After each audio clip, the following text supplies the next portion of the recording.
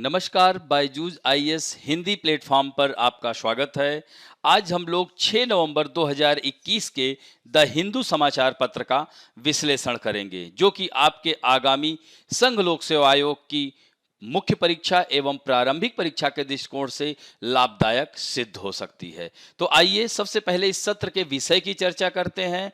विश्व व्यापार संगठन का 12वां मंत्री स्तरीय सम्मेलन, जिसे MC-12 कहा जा रहा है, यह होने वाला है। यानी यह सम्मेलन इस महीने के अंत में यह स्टार्ट होगा। कहां पर होगा? स्विट्जरलैंड के जिनेवा में आयोजित किया जा रहा है। हालांकि यह 2020 में कजाकिस्तान की राजधानी नूर सुल्तान में आयोजित होना था, लेकिन महामारी के कारण इसे स्थगित कर अब जिनेवा में किया जा रहा है। तो इसके बारे में चर्चा करेंगे। WTO है क्या और WTO की संरचना कैसी है, इसकी अभी तक की उपलब्धियों की भी चर्चा करते करते इसके समक्ष चुनौतियां क्या हैं और आज के इस आलेख में जो आया हुआ है उससे संबंधित बातों की हम लोग चर्चा करेंगे। तो दूसरा जो महत्वपूर्ण है वह है भारत में जलवायु कानून, यानी भारत के लिए अपना जलवायु कानून बनाने का एकदम सही वक्त है।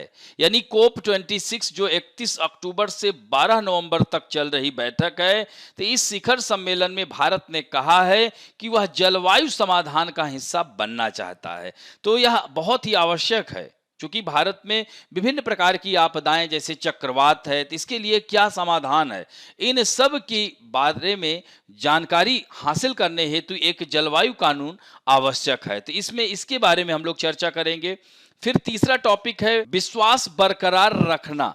यह भी बहुत ही अच्छा संपादकीय पृष्ठ पर आया हुआ है कि WHO ने किसको मंजूरी दे दी? भारत बायोटेक द्वारा निर्मित कोवैक्सीन वैक्सीन को मान्यता दे दी है। तो अब जो है भारत बायोटेक की यह जिम्मेदारी होती है कि विश्वास को बरकरार रखें और वैश्विक स्तर पर निर्यात के लिए अब कोवैक्सीन को तैयारी पर ज्यादा ध्यान दे। तो इसके बारे में चर्चा करेंगे। और अगला जो टॉपिक होगा वह है खाद्य तेल की कीमतों में कमी।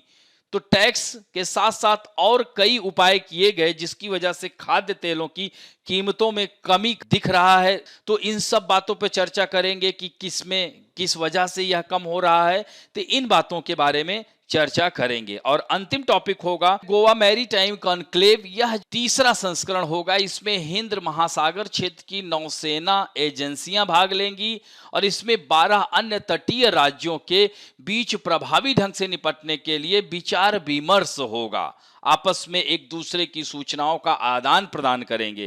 तो यह गोवा मैरीटाइम इनक्लेव के बारे में चर्चा करेंगे। यह है क्या और यह कब से कब हो रहा है? तो 7 से 9 नवंबर को यह होने वाला है। तो इसकी जो थीम है वह किस पर मेन इस आधारित है, इन सब बातों की चर्चा करेंगे। और अंत में हम लोग मुख्य परीक्षा अभ्यास प्रश्न की चर्चा करेंगे, जिसमें 2 प्रश्नों को आपको देंगे लिखने के लिए और बताएंगे भी कि कैसे प्रश्न को लिखा जाए। तो आइए पहले टॉपिक की ओर चलते हैं, जो कि पेज नंबर 6 पे आया हुआ है। यह WTO से संबंधित है। इसको GS के इंटरनेशनल रिलेशन यानी अंतरराष्ट्रीय संबंध में भी डाल सकते हैं पेपर 2 में, और GS के पेपर 3 में इसको इकोनॉमिक्स के अंतर्गत भी जोड़ सकते हैं।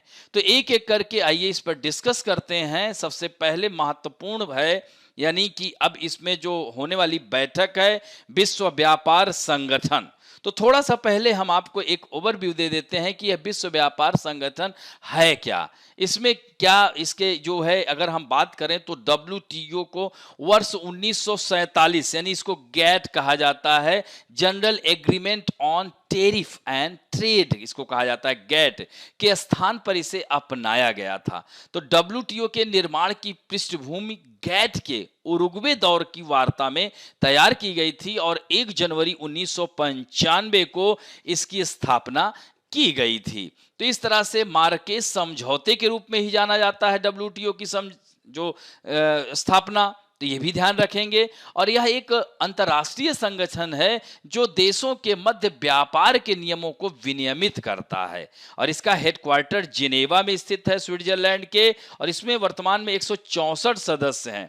इराक, ईरान, भूटान, लीबिया आदि 23 देशों को पर्यवेक्षक का दर्जा भी प्राप्त था और भारत इसका 1947 में ही गैट तथा डब्ल्यूटीओ का संस्थापक सदस्य देश बना था। तो इसमें डब्ल्यूटीओ में जो यूरोपीय संघ सहित 164 देश मैंने बताया, तो यह सब जो है इसमें शामिल है और इसमें जो मंत्री स्तरीय सम्मेलन होता है, इसमें एक सामान्य परिषद होती है, विवाद समाधान निकाय एवं व्यापार नीति समीक्षा निकाय होता है और इसका उद्देश्य ही है कि अंतर्राष्ट्रीय व्यापार हेतु नियमों को निर्धारित करना एवं लागू करना और क्या इसका व्यापार उदारीकरण के विस्तार के लिए निगरानी हेतु एक प्लेटफॉर्म प्रदान करना और व्यापार विवादों का समाधान करना। तो अभी तक की अगर हम बात करें अगर इसकी उपलब्धियों की, तो इसने बहुत सारा कार्य किया है।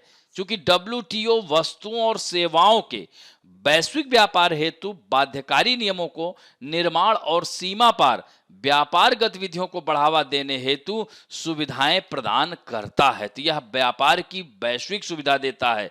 बेहतर आर्थिक विकास यानी विश्व व्यापार कह सकते हैं कि 1995 के बाद से विश्व व्यापार मूल्यों में लगभग 4 गुना अधिक वृद्धि हुई है। तो इस तरह से गरीब देशों का उत्थान हुआ है, वैश्विक मूल्य श्रृंखला में वृद्धि हुई है, लेकिन इसके सामने ढेर सारी चुनौतियां भी हैं। तो ये चुनौतियों में अगर हम बात करें जैसे चीन का राज्य पूंजीवाद, तो यह जो है मुक्त बाजार वैश्विक प्रणाली के समक्ष चीन के राज्य स्वामित्व वाले उद्यम एक बड़ी चुनौती पेश कर रहे हैं। तो इस तरह से अमेरिका और चीन के बीच जो व्यापार युद्ध है, यह भी डब्ल्यूटीओ के लिए चुनौती बना हुआ है। इसी तरह से संस्थागत मुद्दे हैं, यानी उसके तहत अपीलीय निकाय जो कि दिसंबर 2019 से प्रभावी रूप से निलंबित है। इसमें जो है पारदर्शिता का अभाव है, यानी विकसित या विकासशील देशों के संगठन की कोई निश्चित परिभाषा इसमें नहीं दी गई है। तो ये सब इसके समक्ष क्या है, चुनौतियां हैं। इसमें हम बात करेंगे ई कॉमर्स और डिजिटल ट्रेड। पिछले 25 वर्षों में वैश्विक व्यापार परिदृश्य में काफी बदलाव आया है और इसके बावजूद भी डब्ल्यूटीओ के नियमों में कोई परिवर्तन नहीं हो। 1998 में यह महसूस करते हुए ई कॉमर्स वैश्विक अर्थव्यवस्था में महत्वपूर्ण भूमिका निभाएगा, तो डब्ल्यूटीओ के सदस्यों ने वैश्विक इलेक्ट्रॉनिक कॉमर्स से संबंधित सभी व्यापार संबंधी मुद्दों की परख के लिए डब्ल्यूटीओ ई कॉमर्स स्थगन की स्थापना की, लेकिन शुल्क स्थगन के राजस्व एकत्रित करने जैसे निहितार्थ के चलते हाल ही में विकासशील देशों ने इस पर प्रश्न उठाया है। तो यही जो है इसमें कृषि और विकास के मुद्दों पर भी बहुत सारा जो है विकासशील देशों और विकसित देशों में काफी मनमुटाव रहता है। तो ये सब क्या है, चुनौतियां हैं। अब इससे संबंधित जो आज के संपादकीय पृष्ठ पे आया हुआ है कि विश्व व्यापार संगठन का ये जो 12वां मंत्री स्तर सम्मेलन होगा, तो इसमें जो है काफी उत्साह देखा जा रहा है, क्योंकि 12वां मंत्री स्तर सम्मेलन इस महीने के अंत में स्विट्जरलैंड के जिनेवा में आयोजित किया जा रहा है। हालांकि यह कजाकिस्तान के 8 से 11 जून 2020 नूर सुल्तान में होना था, लेकिन कोविड-19 नामक महामारी की वजह से इसको स्थगित कर दिया गया। हालांकि इसकी अध्यक्षता अभी भी कजाकिस्तान ही करेगा, मंत्री स्तरीय इसकी जो, लेकिन यह कहाँ होगा, अब जिनेवा में आयोजित किया जा रहा है। तो यह एक तरह से देखा जाए तो यह इसमें महत्वपूर्ण मोड़ पर आ गया है और यह काफी लोग इससे काफी विकसित और विकासशील देशों में उत्साह है। तो विश्व व्यापार के जो हालिया अनुमानों से यही पता चल रहा है कि विश्व व्यापार की जो मात्रा है 2021 में बढ़कर लगभग 11% और 2022 में लगभग 5% तक बढ़ सकती है। पूर्व कोविड प्रवृत्ति की तुलना में उच्च स्तर स्थिर हो सकता है। तो इसलिए इस बार यह जो बैठक हो रही है, इससे काफी उम्मीदें हैं देशों को। तो व्यापार की मात्रा में यह जो उछाल दिख रहा है, यह बढ़ोतरी दिख रही है, भारत जैसी अर्थव्यवस्थाओं में विकास को समर्थन देने में महत्वपूर्ण भूमिका निभाई है, जहां घरेलू मांग अभी तक पर्याप्त रूप से नहीं बढ़ी है। हालांकि धीरे धीरे यह कवर कर लेगा। तो ये सब महत्वपूर्ण हो जाता है कि जो बढ़ी नहीं है, तो यह अनुकूल समाचार विश्व व्यापार संगठन के सदस्य राज्यों के व्यापार मंत्रियों के लिए व्यापार नियमों पर फिर से विचार करने और संगठन के लिए एक कार्यक्रम पर सहमत होने के लिए एक कह सकते हैं कि बातचीत आगे बढ़ाई जा सकती है और इसमें यह मददगार सिद्ध हो सकता है। लेकिन सबसे बढ़कर MC-12 को इस बात पर विचार करने की आवश्यकता है कि व्यापार इन अच्छे समय में आर्थिक रूप से कमजोर देश, यानी अपने आर्थिक विकास की जरूरतों के अनुरूप अंतर्राष्ट्रीय व्यापार में वृद्धि में हिस्सेदारी वह कैसे सुनिश्चित कर सकते हैं। जो उद्देश्य माराकेश मैंने चर्चा की थी 1995 के ही अनिवार्य व्यापार जो संगठन की स्थापना हुई थी, तभी से इनके बारे में, इन देशों के बारे में चर्चा की जा रही है। तो क्या MC-12 के लिए कोई यह जो है महत्वपूर्ण बात निकल कर आएगी कि वैश्विक व्यापार प्रणाली पहले की तुलना में थोड़ा कम अन्यायपूर्ण हो सकती है? तो इसका उत्तर कुछ ऐसे क्षेत्रों में संभावित परिणामों में निहित है जहां वर्तमान में चर्चा चल रही है। तो इसमें जैसे इलेक्ट्रॉनिक कॉमर्स, अभी मैंने चर्चा किया था, निवेश सुविधा और मत्स्य पालन सब्सिडी पर WTO के नियमों को अपनाना शामिल है। लेकिन एक मुद्दा है जो अन्य सब पर हावी हो रहा है, और वो क्या है? वह है कोविड-19 उपचार के लिए टीके, दवाएं और अन्य चिकित्सा उत्पादों के उत्पादन के लिए आवश्यक प्रौद्योगिकी बौद्धिक संपदा अधिकार, यानी इसमें हम IPR के बारे में पढ़ेंगे। इंटेलेक्चुअल प्रॉपर्टी राइट द्वारा लगाए गए प्रतिबंधों के बिना उपलब्ध होनी चाहिए। तो इसमें इस बार जो सबसे महत्वपूर्ण मुद्दा होगा वो यही मुद्दा होगा, IPR और वैक्सीन मुद्दा होगा। क्योंकि कोविड-19 महामारी की शुरुआत से ही यह स्पष्ट हो गया था कि बौद्धिक संपदा अधिकारों के व्यापार संबंधित पहलुओं पर WTO के प्रावधानों को उपयोग करके संरक्षित IPR टीकों की समान पहुंच सुनिश्चित करने के लिए दुर्जेय बाधाएं हैं। तो क्यों बाधाएं हैं? क्योंकि इसमें जो बड़ी बड़ी जो कारपोरेट कंपनियां हैं, वह कह सकते हैं फार्मास्यूटिकल कंपनियों ने विकासशील देशों को प्रौद्योगिकियों और जानकारी तक पहुंच से वंचित करने के लिए अपने IPR द्वारा किए गए एकाधिकार अधिकारों का उपयोग किया है, और इस प्रकार इन देशों में टीकों के उत्पादन की संभावना को कम कर दिया है। तो इस तरह की बातें उठ रही हैं। वैक्सीन उत्पादन में विकासशील देशों की भागीदारी से कम आय वाले देशों की सस्ती टीकों की आपूर्ति बढ़ सकती है। तो कोविड-19 वैक्सीन की पहली खुराक दिए जाने के 1 साल बाद भी इन देशों में टीकों की उपलब्धता एक गंभीर समस्या बनी हुई है। यहां पर आप देख सकते हैं कि हाल ही के आंकड़े बताते हैं कि मात्र जो कम आय वाले देश हैं, 4.1% लोगों को टीके की कम से कम एक खुराक मिल पाई है। सोचिए। हालांकि इस स्थिति को दूर करने के लिए भारत और दक्षिण अफ्रीका ने अक्टूबर 2020 में ही WTO में एक प्रस्ताव पेश किया था, जिसमें निदान, चिकित्सीय टीके, चिकित्सा उपकरण और अनेक तरीकों साधनों सहित IPR के कई रूपों को लागू करने की छूट दी गई थी। तो इस तरह से निर्माण, स्वास्थ्य उत्पादों, प्रौद्योगिकियों पर मैंने बताया, तो कोविड-19 उपचार के लिए ये सब उपयोगी हैं। तो ऐसा करने से IPR द्वारा सस्ती चिकित्सा उत्पादों का समय पर पहुंच में आने वाली बाधाओं को दूर किया जा सकता है, जो अपने कॉर्पोरेट्स के लिए वह लोग यूज कर रहे हैं, उस पर कंट्रोल हो सकता है। तो हालांकि संयुक्त राज्य अमेरिका में जो बाइडेन प्रशासन द्वारा भारत दक्षिण अफ्रीका के प्रस्ताव को सीमित समर्थन देने के बाद आशा की एक किरण दिखाई दी कि WTO के सदस्य कोविड-19 टीकों और दवाओं के लिए प्रौद्योगिकी तक पहुंच पर प्रतिबंध हटाने के लिए सहमत होंगे। यह MC-12 में निश्चित रूप से यह जो 12वां सम्मेलन होगा उसमें यह बातें उठाई जाएंगी। तो इस तरह से WTO की जो पहली महिला महानिदेशक नोकजी ओकोंजो इवेला, वह अभी इस बात की उस बात पर एकदम शांत हैं कि अन्य देशों का क्या रुख है। तो इसी तरह से आप देख सकते हैं कि जो इस बैठक में महत्वपूर्ण चर्चा होगी मत्स्य पालन और ई-कॉमर्स पर। हालांकि मत्स्य पालन सब्सिडी पर चर्चा लंबे समय से लटकी हुई है, पिछली बैठक में भी यह अधर में ही रह गई। तो इन सब बातों पर हाल के दिनों में आर्थिक सहयोग और विकास संगठन के सदस्यों और G20 सदस्यों द्वारा डिजिटल कंपनियों पर वैश्विक न्यूनतम कर लगाने के प्रस्ताव ने सुर्खियां बटोरी, और 2021 के चर्चा के लिए 1998 के ई कॉमर्स कार्यक्रम का एक प्रमुख फोकस रहेगा, क्योंकि अभी तक इस पर कोई ठोस दस्तावेज नहीं तैयार किया जा चुका। तो वास्तव में 1998 में सहमत आयात शुल्क लगाने पर स्थगन का निर्णय व्यापक व्यापार उदारीकरण की दिशा में एक आधार बन गया है, और यह एक पूरी तरह से तार्किक तरीका है। और यह देखते हुए ई कॉमर्स का बातचीत का एकमात्र उद्देश्य है कि ई कॉमर्स फर्मों के विस्तार की सुविधा दी जाए। तो ऐसे में क्या होगा कि निवेश पर विभाजन, यानी कुलीन वर्गों के वैश्विक हितों को बढ़ावा देने के लिए विश्व व्यापार संगठन के वर्तमान फोकस को लागू करना एक निवेश सुविधा समझौते को अपनाने की पहल है।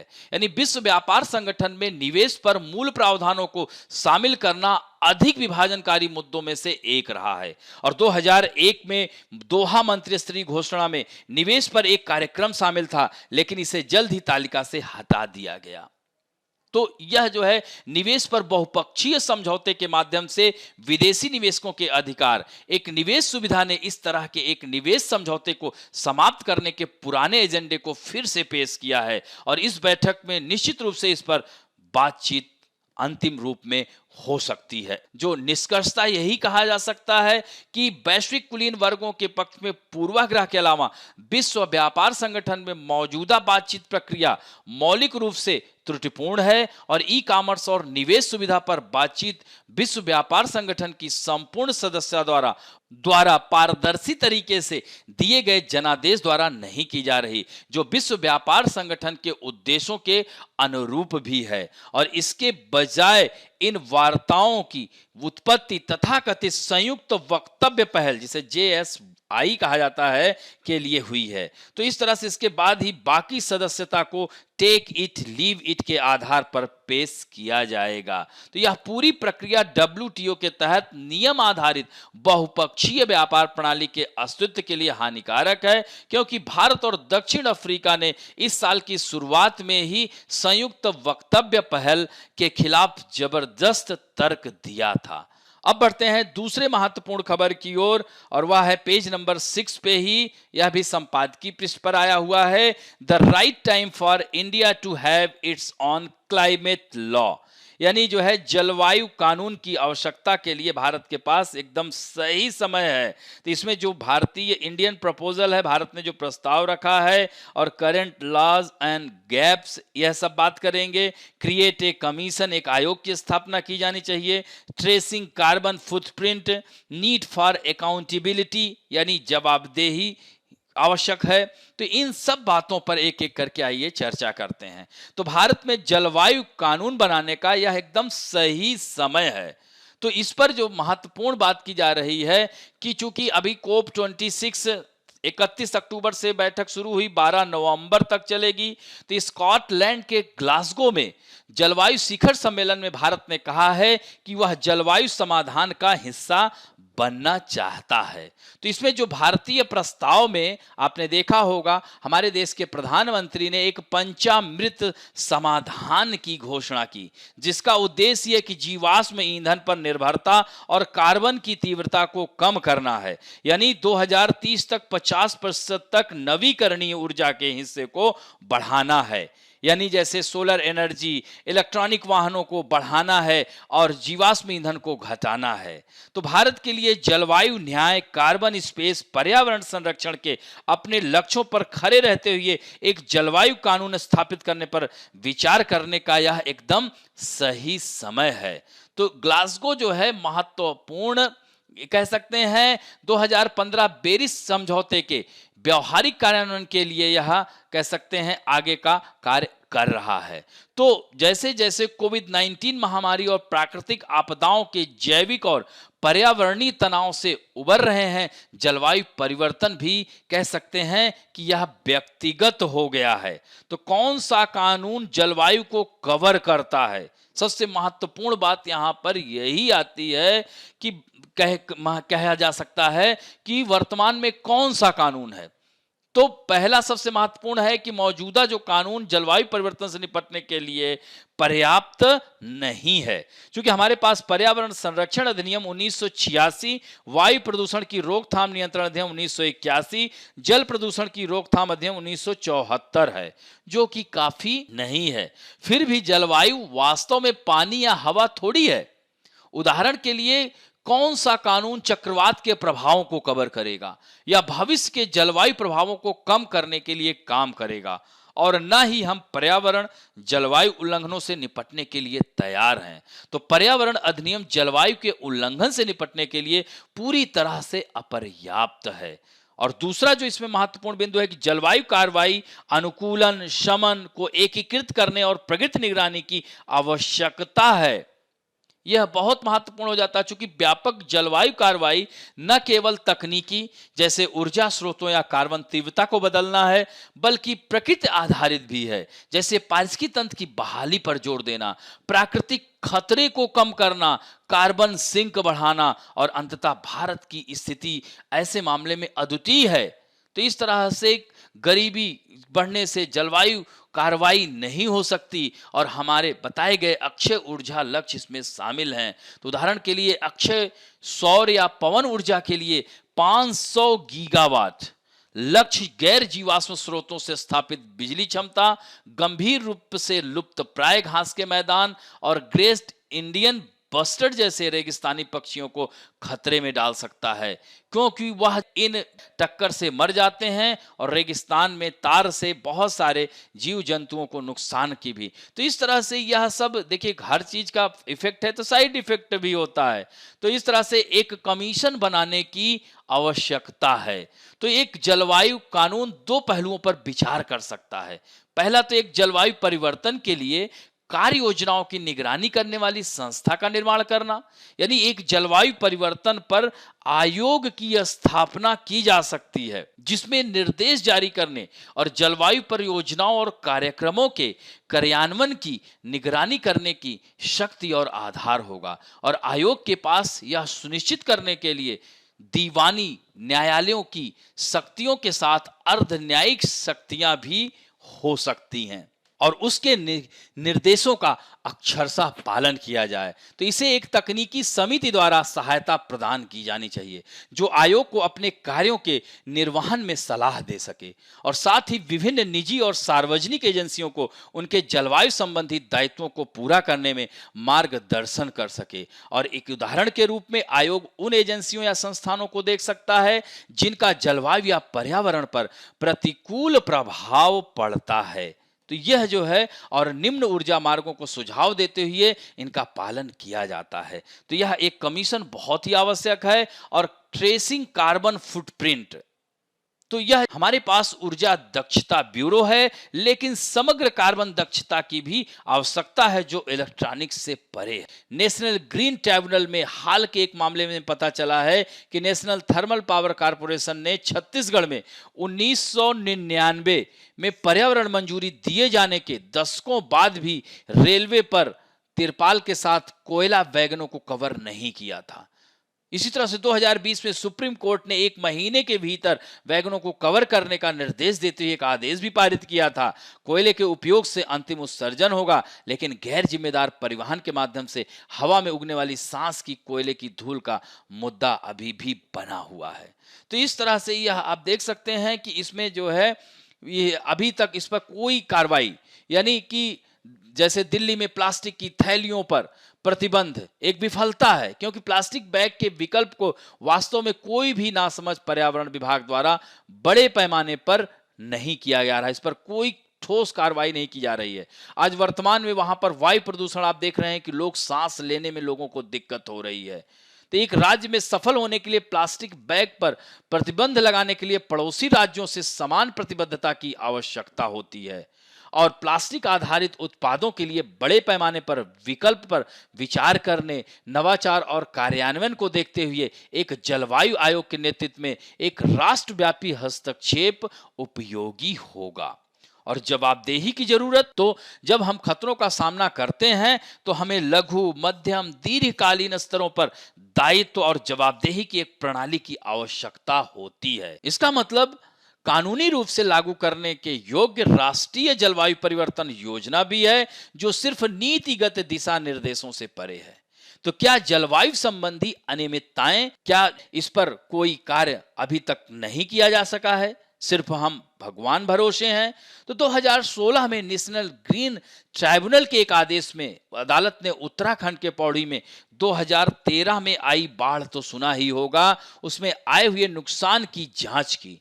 और जब श्रीनगर बांध, जो उत्तराखंड में है, ने अपने जो गेट खोले तो उसमें मिट्टी के 8 फुट लंबा जाम बना दिया। तो इस तरह से खेतों और संपत्ति को उसने नष्ट कर दिया। तो यह जो है बांध की हैंडलिंग, विशेष रूप से एक पहाड़ी क्षेत्र में जलवायु की घटनाओं के कारण गंभीर क्षति हुई है। तो अदालत ने कहा है कि क्षति कोई इसमें नेचुरल नहीं है, यह जो है इसको हम ठीक कर सकते थे। ये दायित्व के सिद्धांत, फॉल्ट दायित्व सिद्धांत लागू किया इसमें। तो अलकनंदा हाइड्रो पावर कंपनी को ट्राइब्यूनल पर हर्जाने में 9 करोड़ रुपए से अधिक का भुगतान करने के लिए कहा गया था, लेकिन यह सब आपदा के बाद हुआ था। तो एक जलवायु आयोग आदर्श रूप से नाजुक क्षेत्रों में इस तरह की घोर लापरवाही को रोक सकता है। यदि ऐसा होता है तो जवाबदेही तय कर सकता है। तो निष्कर्षतः हम यही कह सकते हैं कि जलवायु परिवर्तन से निपटने और इसके बुरे प्रभावों को कम करने के लिए हमारे पास तत्काल नैतिक अनिवार्यता है, यानी तुरंत एक कानून की आवश्यकता है और इसके लिए एकदम सही समय है। क्योंकि भारत ने जिस तरह से COP26 में अपने आप को वैश्विक स्तर पर रखा है, ऐसे में एक कानून की आवश्यकता पड़ती है। तो निष्कर्षतः आप यही लिख सकते हैं और यह वर्तमान में यह सही समय भी है। अब बढ़ते हैं, तीसरा महत्वपूर्ण टॉपिक है, ये भी पेज नंबर 6 पे संपादकीय पृष्ठ पे आया है। इसको साइंस एंड टेक्नोलॉजी और डिजास्टर मैनेजमेंट दोनों में डाल सकते हैं। कीपिंग द फेथ, इसमें है विश्वास को बरकरार रखना है, यानी WHO की मंजूरी के बाद भारत बायोटेक को वैश्विक आपूर्ति को प्राथमिकता देनी चाहिए। यानी अभी आपने देखा कि कुछ दिन पहले ही WHO ने कोवैक्सीन, इससे पहले कोविशील्ड को मान्यता मिल चुकी है और अभी तक 8 वैक्सीन को WHO ने मान्यता दे चुकी है। तो इस तरह से उनमें से अब हमारा कोवैक्सीन भी शामिल हो गया है। तो अब ऐसे में भारत बायोटेक को वैश्विक आपूर्ति की प्राथमिकता पर जोर देना पड़ेगा। तो महीनों की अटकलों के बाद WHO ने भारत बायोटेक द्वारा निर्मित कोवैक्सीन को आपातकालीन उपयोग सूची में मंजूरी दे दी है और दुनिया में अब तक 8 वैक्सीन को WHO से मान्यता मिल चुकी है। तो वह जो 8 वैक्सीन कौन कौन सी हैं?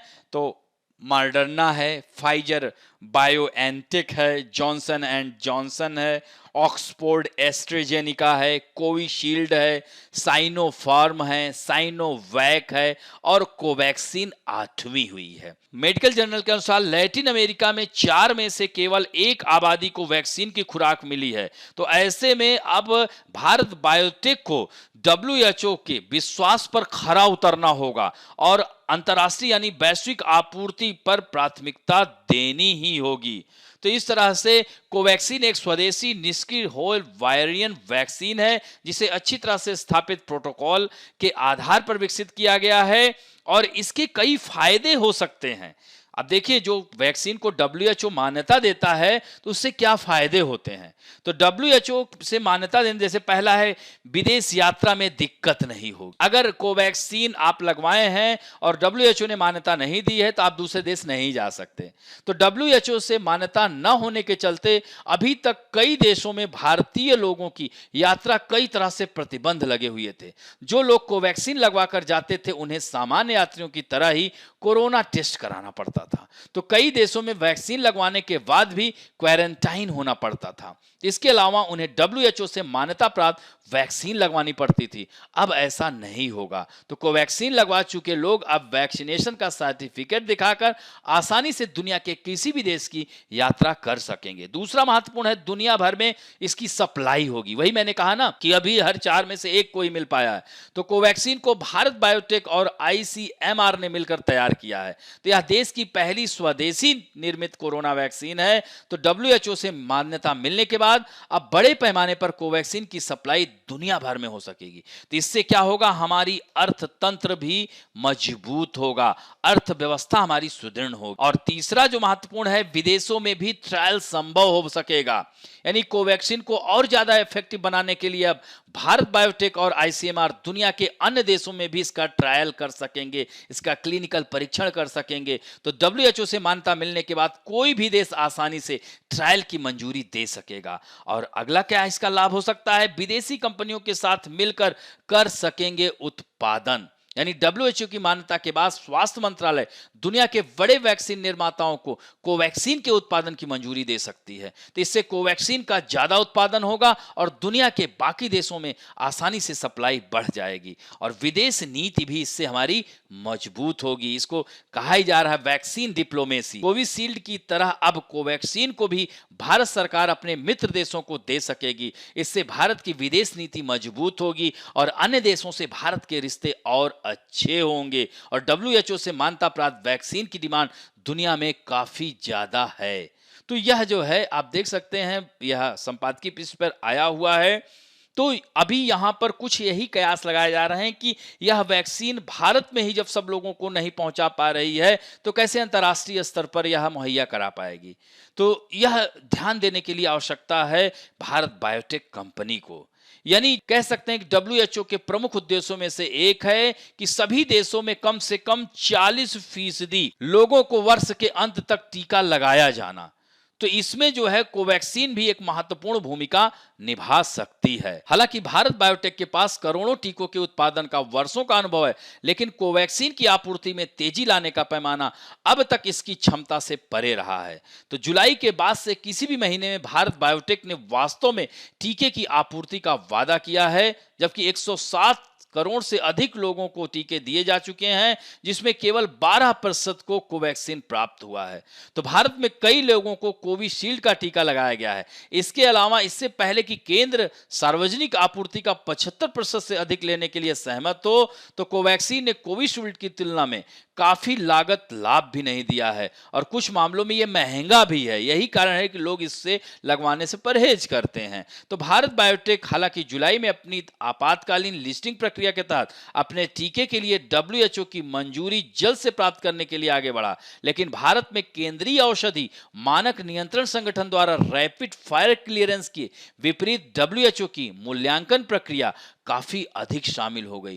तो इस तरह से डब्ल्यूएचओ ने एस्ट्राजेनेका कोविशील्ड वैक्सीन को 4 सप्ताह में मंजूरी दे दी, लेकिन कोवैक्सीन को 20 सप्ताह से अधिक की आवश्यकता पड़ी। तो विशेष रूप से ऐसे माहौल में जहां दुनिया का अधिकांश हिस्सा हताश है, कई सवाल उठते हैं। तो भारत बायोटेक डब्ल्यूएचओ की मंजूरी प्रक्रिया के लिए कह सकते हैं कोई नौसिखिया नहीं है। निश्चित रूप से सभी आवश्यकताओं से अवगत होगा और आने वाले दिनों में डब्ल्यूएचओ की अपेक्षाओं पे वह खरा उतरेगा। तो इस तरह से कंपनी को यही है कि अपने निर्माण में और सुधार करते हुए विश्व स्तर पर प्रशासित टीकों के बड़े हिस्से में उसे योगदान देना चाहिए। अब बढ़ते हैं महत्वपूर्ण पेज नंबर 1 पे आई हुई खबर है, जीएस के 3rd पेपर, इसको अर्थशास्त्र से जोड़ सकते हैं। तो यह द हिंदू पे जो आया हुआ है कि यह महत्वपूर्ण, यहाँ पर आप देख रहे हैं प्राइस चार्ट दिखाया गया है।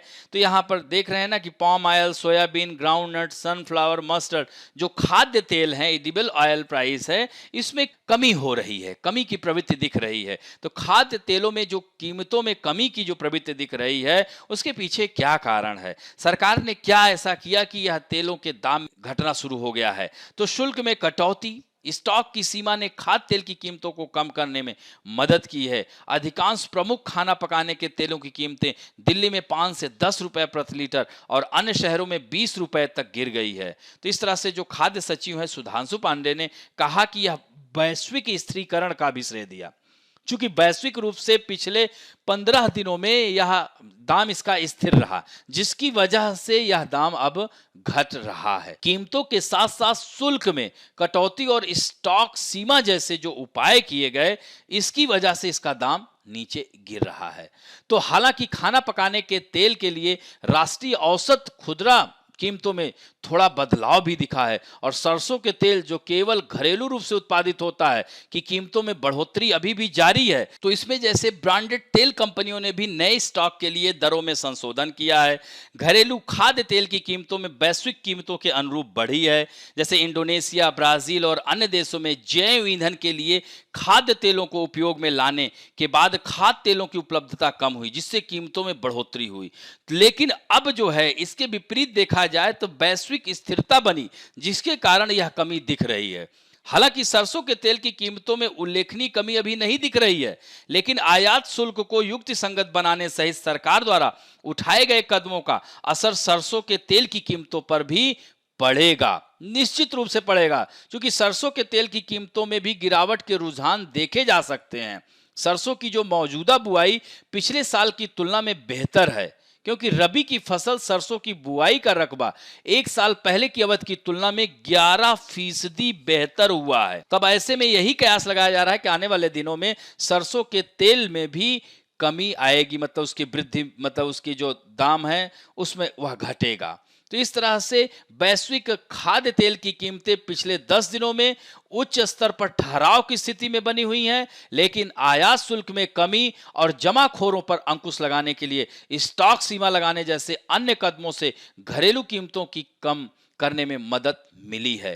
तो इस तरह से वर्तमान में उत्तर प्रदेश ने कीमतों पर अंकुश लगाने के लिए थोक और खुदरा विक्रेताओं पर करीब 25 टन स्टॉक रखने की समय सीमा तय की है और इस तरह से 3 और राज्य स्टॉक सीमा लागू करने के अंतिम चरण में हैं। तो यह जो है, और एक सबसे महत्वपूर्ण इसमें आवश्यक वस्तु अधिनियम, इसके प्रावधानों का उपयोग, शुल्क और उपकर कटौती तो कर ही रहे हैं, इसके साथ साथ आवश्यक वस्तु अधिनियम के प्रावधानों का उपयोग करते हुए इस वर्ष खाद्य तेलों और दालों दोनों की कीमतों को नियंत्रित करने में मदद करने के लिए स्टॉक सीमा का उपयोग किया जा रहा है। तो इस तरह से आप देख सकते हैं कि 4 से 7 रुपए प्रति लीटर की कटौती हुई है। तो इसमें जैसे कंपनियां जो हैं Gemini Edible and Fats India, Hyderabad, Modi Naturals Delhi, Gokul Refoil and Solvent, Vijay Solvex, Gokul Agro Resources and NK Proteins, ये सब जो है इसमें कमी किए हैं। तो वर्तमान सरकार आवश्यक वस्तु अधिनियम के प्रावधानों का उपयोग करते हुए इसको जो है कीमतों को घटाने का प्रयास कर रही है और भी कई सारे कदम, जैसे जमाखोरों और स्टॉक जो मैंने बताया, ये सब अगर सारे राज्य लागू कर देते हैं तो निश्चित रूप से इन दाम पर कंट्रोल किया जा सकेगा। अब बढ़ते हैं, अगला जो टॉपिक है, Goa maritime conclave to discuss security challenges. यह पेज नंबर 10 पे आया हुआ है, इसको जीएस के सेकंड पेपर अंतर्राष्ट्रीय संबंध से जोड़ सकते हैं। तो गोवा मैरीटाइम कॉन्क्लेव में होगी हिंद महासागर क्षेत्र में उभरती समुद्री चुनौतियों पर चर्चा। यानी हिंद महासागर, यानी ये अपना भारत, प्रायद्वीपीय भारत, ये सब पूरा हिंद महासागर है। तो इसके अंदर जो यहाँ पर जो समुद्री चुनौतियां, तो जैसे मुंबई जो तटीय क्षेत्र पर हमला किया गया था, तो इन सब मुद्दों पर हिंद महासागर क्षेत्र में आतंकी और दूसरे गैर पारंपरिक खतरों से निपटने के लिए यह 3 दिवसीय गोवा मैरीटाइम कॉन्क्लेव, जो कि 7 नवंबर से 9 नवंबर तक नेवल वार कॉलेज गोवा में चलेगा। जीएमसी के इस वर्ष के संस्करण का जो विषय है समुद्री सुरक्षा, उभरते गैर पारंपरिक खतरे। तो आईओआर में नौसेना की सक्रिय भूमिका रखा गया है। यानी इसका जो थीम है maritime security and emerging non traditional threats, a case for proactive role for IOR navy's.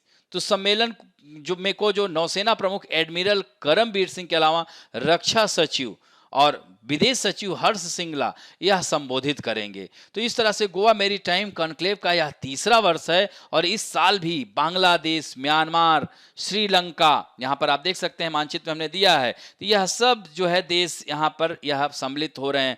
Mauritius हो रहा है, Maldives, Indonesia, Malaysia, Thailand, Seychelles, Singapore यहाँ पर है, हाँ देख रहे हैं इंडोनेशिया, सेशेल्स, और सेशेल्स इधर पड़ेगा, सिंगापुर, यह मेडागास्कर यह है आपका कोमोरोस ऊपर है, सेशल्स ये कोमोरोस हो गया, यहाँ पर देख रहे हैं ना, ये मॉरिशस हो गया, ये सब देश शामिल होंगे। आप देख सकते हैं कि 2008 में मुंबई जो 26/11 आतंकी हमला हुआ था, तो इन सब बातों पर यह जो है यहाँ पर चर्चा की जाएगी, यहाँ पर गोवा में हो रहा है, और साथ साथ इसके मेक इन इंडिया कार्यक्रम से रूबरू कराया जाएगा। तो इसमें मेक इन इंडिया मतलब इससे मतलब क्या हुआ कि ये जो प्रदर्शनी इसमें दिखाई जाएगी, इसमें स्वदेशी जहाज निर्माण उद्योग, गोवा के मर्मुगांव, यहाँ पर मर्मुगांव तट है ना, तो इस पर पनडुब्बियों के डीप सबमर्जेंस रेस्क्यू वेसल की क्षमताओं को देखने का मौका भी मिलेगा। इस तरह से यह जो देश आए हुए हैं यह भी हमारी ताकत को देखेंगे और हमारे साथ इस तरह से आयात निर्यात मेक इन इंडिया के तहत हमारे स्वदेशी जहाज निर्माण उद्योग में प्रगति होगी और जिससे हम इन देशों को निर्यात भी कर सकेंगे। यहाँ पर मानचित्र में आपने देखा ही। अब बढ़ते हैं मुख्य परीक्षा अभ्यास प्रश्न में। आज जो पहला प्रश्न दिया गया है, वैश्विक व्यापार के भविष्य की प्रगति की स्थिति को अंकित करने के लिए विश्व व्यापार संगठन के 12वें मंत्रिस्तरीय स्तरीय सम्मेलन में उपलब्ध अवसरों का परीक्षण कीजिए। तो यानी आप देख सकते हैं कि इस बार सबसे महत्वपूर्ण जो चर्चा का विषय होगा IPR और जो है टीके होंगे। इसके साथ साथ यहाँ पर कुछ जैसे मछली पालन, मत्स्य पालन, तो इस तरह से भारत अपनी बातों को बहुत ही मजबूती से रखेगा, खासकर इसके साथ साथ विकासशील देश भी। तो इसमें सर्वप्रथम भूमिका में WTO है क्या, थोड़ा सा इसके कार्य उद्देश्य को कुछ शब्दों में बताते हुए आगामी मंत्रिस्तरीय बैठक में क्या क्या चर्चा हो सकती है, भारत के लिए यह किस प्रकार अवसर दे सकता है, इन सब बातों को लिखते हुए निष्कर्ष पर पहुंचना है। इसी तरह से दूसरा प्रश्न है, भारत के मौजूदा कानून जलवायु परिवर्तन से निपटने के लिए अपर्याप्त है, तो इसका समालोचनात्मक मूल्यांकन करना है। तो जब अपर्याप्त है, निश्चित रूप से चूंकि बहुत सारे जो कानून हैं भी वह पूरी तरह से अगर देखा जाए तो वायु प्रदूषण पर हैं, जल प्रदूषण से संबंधित हैं, लेकिन यह जो आपदाएं आ रही हैं उनके लिए क्या व्यवस्था है। तो इस तरह से जलवायु परिवर्तन, तो इस तरह से यहाँ पर भी आपको भूमिका में आपको बताना है कि वर्तमान में भारत में कौन कौन से जलवायु परिवर्तन से निपटने के लिए कानून है और क्या भी आवश्यकता है। इसके मध्य भाग में बोलते हुए इसका समालोचनात्मक, थोड़ा सा जो है आलोचनात्मक कि कैसे जो है उनको प्रशासन के द्वारा या प्रशासनिक इच्छा शक्ति की कमी के द्वारा वह जो कानून है भी उसको ठीक से इंप्लीमेंटेशन नहीं हो पाता, उन बातों को बताते हुए हालांकि सरकार ने इस पर सकारात्मक रुख अपनाया है। तो इस तरह से इसको निष्कर्षता लिखेंगे, बहुत ही सुंदर उत्तर होगा और आशा करता हूं कि आज का भी अंक आप लोगों को अच्छा लगेगा और अच्छा लगे तो प्लीज लाइक, शेयर, सब्सक्राइब और बेल आइकन दबाना ना भूलें। धन्यवाद।